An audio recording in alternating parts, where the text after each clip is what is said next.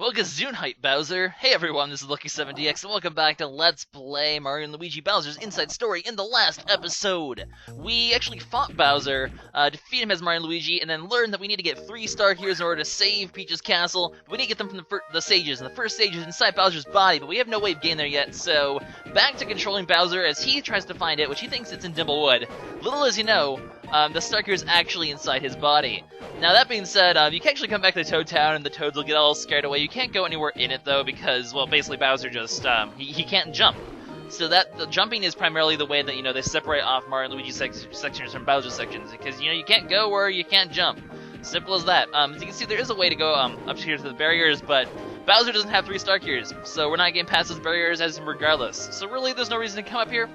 I'm just sort of showing that, you know, you can. Also, you can, as you can see, use the pipe to get back down to where Bowser got knocked out. So, there's nothing down there anyway that you'd ever need with Bowser, but it's nice that they put little touches and make sure, you know, you can always go where you could have gone at some point with Bowser, even if it's not necessary.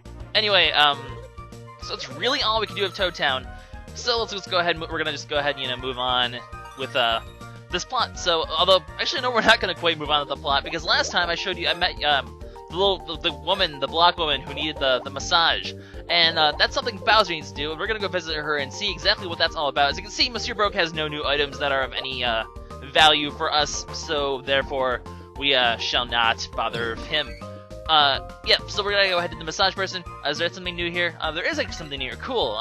New text is exciting. Not really.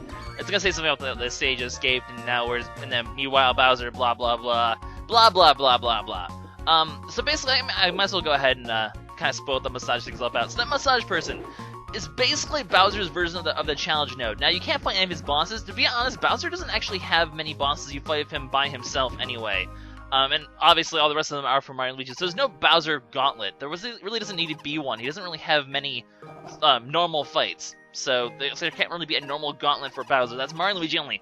I'm talking more about the Cholesterons. This is basically Bowser's version of the Cholester Road, where you use his special attacks in an unlimited fashion in order to get a high score. His are a bit different from them, but as usual, if you get, you know, a certain amount, you'll get items from him. Pretty interesting items, once again. So, we're gonna go ahead and do it, because the first one actually, there's not anyone for Shy Guy, because that's, you know, there's not really a way you can do a Shy Guy one.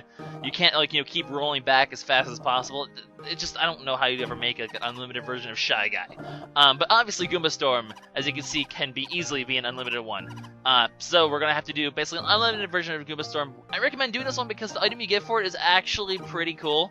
And I think it's actually worth getting at this point of the game. Like, other items, you know, for the ones that are Mario and Luigi, you know, the whole challenge, whatever, medal thing, the bro socks even, the daredevil shoes, there's not really any reason to get them. I mean, it's not really necessary. It's nice to have them, but you don't really, like, they're not going to be that useful necessarily in the main game. However, when you have, something for Bowser can actually be pretty useful. Anyway, the Goomba comes out, and Bowser's like, ready for massage duty? The Goomba's like, what? Like, I don't even have hands. How could I massage her? But, also, just, why do you, I love how she has, like, they make the block people very French. She has a very distinctly French haircut. Also, we're giving a block a massage. This game has gotten weird. This has gotten creepy. We're giving block women sensual massages with Goombas. Like, WTF, mate. As you can see, what we need to do is repeatedly tap the Goombas in a row to make sure that they do it. If the Goomba actually goes by, as you can see, you don't have to be perfect. You get a chance to make 3 mistakes before it runs out. So you can afford to make 2 mistakes and still keep going. If you make the 3rd mistake, you're done. You lose. Good day, sir. So we need, as you see, we need to get 250 Goombas in a row in order to get this to work, which is no easy task, especially because, you know, you're using it's a touch-based one, which isn't very easy. As you can see, I'm already screwing up. Believe me, this took a lot of attempts. So I'm gonna lose quickly the first time, but I'll skip to the successful attempt with all 250 in a row, and then you'll get to watch me burn Goombas over and over and over and over again, because who doesn't want, like, to watch Bowser repeatedly toasting Goombas? It's like, it's the best comedy show ever. It's burning. Okay, it's not that exciting. I know these things aren't really that exciting to show. I'm just sort of showing off that I did do them, and I could even just, you know, skip ahead and just be like, hey, I did them, you know, I got 250, I can just show proof of it, but I'm going to show the whole thing because why not? I'm sure if I didn't, some people would be like, why didn't you show the whole thing? I wanted to watch you toast 250 Goombas in a row, because that for some reason excites me.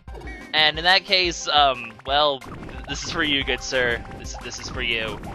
So I guess I can mention tips and tricks, though. Although there's not really any. I mean, obviously you want to stick to your spouse to the left side as much as possible, because if you miss one, it'll give you time to move back to the right and actually hit it anyway, so you won't miss. Like, as you can see, I barely missed them here. And it's possible, you know, if you get multiple in a row really fast, you can sort of move yourself back to the left anyway. So the more far over you are to the left, the more of a sort of like a safety barrier you have in case you misclick, you mistap. Otherwise, you know, it's just about tapping as much as it's just about tapping accurately, pretty much. It's not the hardest challenge for Bowser. There's certainly gonna be ones that are a lot harder. It's not the easiest one either. There are some I would actually consider to be easier as well. Bowser doesn't have that many challenges. I think he only has 4, actually. In total, I mean, he only has like 6 special attacks total. I think it might be 7. Actually, no, I think it's 6. I do think it's 6. So he only gets 4 of these as, you know, these sort of events. And so you don't really. I mean, obviously, this whole thing for Bowser isn't nearly as intensive as it is for Mario and Luigi. Mario and Luigi have several different special attacks. Also, I do like this one because at the end, you know, all the Goombas come rain down, and all 250 Goombas will basically rain down the sky here at one time, which is just like epic massage. And I missed that first one there. If you can get to about 150 if I'm missing one, you're in pretty decent shape. As you can see, they're going really fast now, though. Now you have to really be on the ball. You can't miss a step here, because obviously if you missed one, you know, it can obviously start a chain reaction and miss everything at once. So one thing is, you know, if you do make a mistake, make sure you regain your composure right away, or you're going to be in trouble. We're getting pretty close, though. I lost another one. Just maintain the composure. Only have like 10 more to go. I can do this. Well, you guys already know I'm going to do this, but yep, there we go, 250. So we'll get coins and we'll get an item for it. Actually, we're going to be getting a new special attack pretty soon. I actually managed to get that last one there. Look at that, 264 Goombas raining down on the sky at her. And she gives a little wink of happiness. She gives a sigh when she's disappointed, but when she gives a little wink, you know you've done well. So, Coinage and the Treasure Ring. Now, what the Treasure Ring is going to do, as you guys can probably imagine, it will make enemies drop their items more frequently. So, if enemies that you can fight with Bowser happen to have items that Bowser wants, for example, the Power Fangs from the Choombas, the Train Goomba things, they drop the Power Fangs. It'll make it easier for you to get those items if you would like to get them. I think it doubles the rate, or I'm not really sure how it works, but it's basically like how that one item in Mario and Luigi Bowser's Partners in Time, you know, helps you get items. This will help us get items. Although, unlike Partners in Time, I don't think enemies really drop any items that are super significant. They do drop some good items. I mean, don't get me wrong. They can drop some pretty cool stuff. But there's not going to be any like ultimate close like there was in Partners in Time. The ultimate close of this game, at least as far as I'm aware, you can pretty much get them through other. You don't get them through battle. You get them through other means. I mean, granted, I'm wrong. Actually, I haven't looked to make sure. Oh yes, these are the ultimate close, but I'm pretty sure they are. We'll see. I'll make sure, you know, if there's like an ultimate piece of clothing to get, I'll make sure, you know, I really optimize Bowser, Mario, and Luigi. I'll make sure I get everything I need to get. Which is precisely why I'm doing stuff like the Cluster Road, because I'm showing off all the cool stuff. Anyway, we got this like little bee. It's called like a Beehoss or something like that. I forget the name, but obviously a new Blitty. Also, if you inhale, you can inhale their honey to get your health back. So once again, you know, inhaling to get health back seems to be a very common theme with these bosses. He has 2 attacks. One is, you know, he sends a bee at you. You use your shell to block it, and then you can punch it to counterattack. His other attack, I think he's going to show right now. He'll actually send a bee over to himself and heal himself, which kind of sucks because there's nothing you can do to stop his healing, but that's just sort of how it works. So here's your enemy of the day. Actually, I think at this point we might actually have enough Blitties to go to Monsieur Broke and get the next thing. The problem is, believe it or not, there are no Cluster Roads anywhere near, or Cluster Roads, there are no Chap Roads anywhere nearby here. The closest one I think we actually did unlock. It's in that one place that connects Blubble Lake to the Bumpsy Plains. You know how they had the two things were sort of connected. There's a connection there, and on that connection is the Chalk Road. I believe if you actually head to the upper right, or if you headed to the upper right, which I showed off before, there's actually a path there that you can take in order to get to there, but we have no way of getting there yet because, you know, it's closed off and such and stuff like that. So we'll eventually get a Chalk Road that's close by to here, but we can't access it yet. So for now, well, it makes sense because, you know, we need to get to Dimble Wood. Therefore, they wouldn't give us a Chalk Road we can access right now until we actually got to Dimble Wood, which would make sense, because, you know, if we get a Chalk Road, we could just teleport back to Dimble Wood and then, you know, defeat the whole purpose of this whole journey. which we need to do. So that's why there's no track roads anywhere nearby. We will get one nearby soon enough, though. So if you're worried about getting the Madame Broke, don't worry, they will make a shortcut for you. Eventually, it's near a track road. I guess they actually did that pretty well, you know, the whole track road system, but purposely avoiding it for this section so that you can't teleport to Dimble Wood, because obviously that would sort of break the game. It's pretty cool that they did it like that. Anyways, you can see there's Koopas there, and they're in the cage, and that can only be one thing, that's that we're going to be getting a special attack. And the rest of this video will be dedicated to getting said special attack. So just like we had a video sort of dedicated to getting Goombas, this video is going to be dedicated to getting the Koopas. And Koopas are actually a really cool special attack. I actually like them a lot, so it'll be really fun to be able to use them and have some fun stuff going on. And of course, they will actually be another one of Madame Broke's, or not, is she called Madame Broke? I guess she is. I mean, for some reason the name just sort of came to mind. But whoever the massage woman is, I think it's Madame Broke. You can do the next basically massage session with her, with the Koopas. So we'll be able to get a new item for Bowser soon as well. I'll be doing that at the start of next episode, just getting her out of the way, because, you know, we're not going to be able to get anywhere near her anytime soon until we get the whole Dimble Wood thing settled with, because, you know, I haven't mentioned the whole chalk road thing. So I'm going to take care of it now while she's nearby, because unlike Mario and Luigi, you know, you can't access, it's a lot harder to access the massage thing that is the cluster road thing, obviously, because you can't really warp around your the outside world as easily as you can inside Bowser's body. Anyway, so now we're underwater. Just suddenly the game, I mean, every Mario and Luigi game has to have an underwater section of some sort, apparently. And, well, this game's underwater section. As you can see, you can use the shells in order to get out of the water. Use these little iron balls to get in there, because Bowser won't jump in the water on his own. He's to get knocked in by iron balls for some strange, unfathomable reason. But as you can see, when you're underwater, the Y button will finally be replaced by a jump command. So Bowser can only jump when he's underwater. Makes sense, I guess, because he's a turtle, he can swim.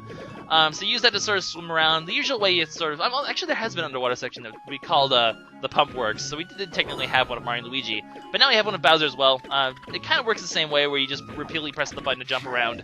As you can see, there's a new kind of enemy under here. Now, you can't use the fire, you know, in the water in the overworld, but you can use fire in these battles, so don't worry. Anyway, these guys, they may very well be my favorite enemy in the game. I think they're called Crawfuls, if I remember correctly. But these guys are just freaking, like, they're hilarious. Look at their faces. They look so freaking happy, and they do like the most ridiculous attacks where they just trip and slip and slide at you. And they're just like the silliest freaking enemy. Now the best way to defeat them is actually to inhale their teeth, because as you saw when we inhaled the Blitty, we also inhaled his teeth. It gives us a defense boost for starters, which is really good. But that Bean movie just did it. As you see, he inflicted the Dizzy status on himself. What happens is, if and I just decided to burn him just to show you can use the fire underwater, because fire underwater, it's a thing. But if you don't inhale his teeth, when he brings out the bean, he'll eat it instead, and he'll gain 60 health back, which is actually pretty annoying. So if you just inhale, he'll end up making himself dizzy instead, which is really helpful. You know, instead of healing 60 health, he actually wastes a turn, and that's pretty cool. So pretty much you want to be, this is one of those enemies you really want to inhale right away, just to get, you know, rid of his teeth. Defense boost is nice, especially if a defense boost combined with the Vampiric Band. Like, any damage he does to you, you'll pretty much be able to heal off, which is pretty cool. Now, I'm going to show the next fight off a little bit with these guys, because they do interact slightly differently when when there's two of them, basically. Or basically multiple enemies, because you can see if this trip attack, which, by the way, you need to do it a little bit ahead of advance. Obviously, you need to hit him in mid-air while he's falling before he hits the ground. But as you can see, if you do that, he won't only counterattack him, you'll actually hit another enemy in the battle, which is pretty cool. So, counterattacking the rock is generally a pretty good idea. I'm going to actually show off him healing right here. I just wanted to sort of show that off. And also, here's his other attack. He'll run a banana, then he'll quickly slip towards you, just punch him in the face, and all's nice and done. So, the rock attack is pretty hard to dodge, but it can counterattack both you and the other enemy. Or both that enemy and another enemy. So it's actually pretty handy when you can successfully counterattack it. The banana one's a lot easier to counterattack, but it only hits the other enemy, so it sort of balances out in the end. Anyway, there's a few ways to get out of the water. One of them's over here. There's nothing we can do here at the moment. That shell thing that we see there, that'll come into play later. So, we'll be back here at some point. We'll actually find a nice way to connect to this area later in the game as well. So, basically, what we're going to be doing now is going to the other area, and there's going to be some more stuff to do. We're going to be introduced to a new sort of Mario and Luigi minigame in this episode, actually. Which is why it ended up being so long between the Goomba Storm and this Mario and Luigi. Like, this whole Koopa thing, I wanted to make it a very concrete section, which is precisely why I made it like this, made a long episode because I wanted to get the Goomba Storm thing in, but I also wanted to get this whole Koopa thing sort of still in one episode, one concrete thought in the episode. That's how I like to do things. But when you go here, you can see there's going to be a giant ship, actually. And this giant ship is going to come into play because this is precisely the weapon Bowser's going to use in order to break those rocks and get to the Koopas. So believe it or not, we're going to go we're basically just going to plow a giant ship into there. And in order to move that ship around, we're going to have to use a new sort of Bowser, new Mario and Luigi minigame sort of thing. Because, I'm talking like the arm area and the leg area, like those sort of things. We're going to be doing something like that now, something completely, a new one of these in this episode. And we're going to be doing several of these throughout this whole Blubble Lake section of the game, because this is the Blubble Lake section. We're going to be doing several of those, so I guess get used to this new minigame. Personally, I really don't like this minigame. I think it's really dumb and stupid, and I don't like this one at all. Like, the leg one's fun. The arm one I really love, like the whole hitting the energy balls back. I love that one. The adrenaline one I love, where we're making giant Bowser. Those ones are all really fun. The the stomach one with the carrot, I love that one too. This nose one though, the nose deck minigame, I don't like this one. It's annoying, and honestly. But anyway, you'll access it whenever you smell these flowers, because Bowser will be inhaling the pollen, and we're gonna have to do something with this pollen because we are inside his nose. These are Bowser boogers. We are here in Bowser boogers. Yay! That's disgusting. But what we're going to do here is we're going to have to basically use our spin attack to the face.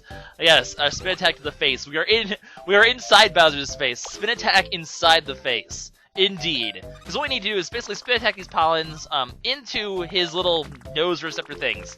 However, instead of using the arrow keys, which would be a lot more fun, you have to use the freaking stylus. Freaking touch-based minigames, and I don't know, but the whole stylus movement, it's just so icky to control. Like, I've never been really good at controlling Mario and Luigi in this minigame. It's always been sort of a bit of a pain. But basically, whatever direction you're spinning in, you'll send the pollen in that direction. You need to hit every single one of these purple ones and turn them pink with the power of pollen. We're basically irritating Bowser's nose. We're basically giving him pollen allergies. Way to go, Mario Bros. Now Bowser will never ever like the springtime, and it's all your fault. So yeah, we're just gonna get this one. There's just two down there. Can we get them both? I'm just sort of waiting to sort of sit up. And we got one. We'll just sort of move down lower. So I mean, this is all fine and dandy, right? This one's not bad, but this is where things get a lot more annoying. Is basically what you need to do is you need to ram yourself into these giant pulsating, irritated nose membrane things. Okay. And that's basically what you need to do in order to do that. So yeah, what you need to do at the same time is you need to also avoid this other kind of spiky pollen, which is not nearly... it's just a humongous pain because the spiky pollen, it's so hard to, as you can see, it's just so hard to dodge because moving with the stylus, you have such limited control. You slide it a little bit away and you just sort of fly all the way across there, and it's just, it's really hard to avoid the spiky pollen, and I just find it to be such a humongous pain in the ass to do so. And of course, if you get hit 3 times, you have to redo the entire thing. I'm not talking just the part of the spiky pollen, you have to do the normal part, redo the normal part as well. It's just tedious. If you screw it up, it's just oh, come on.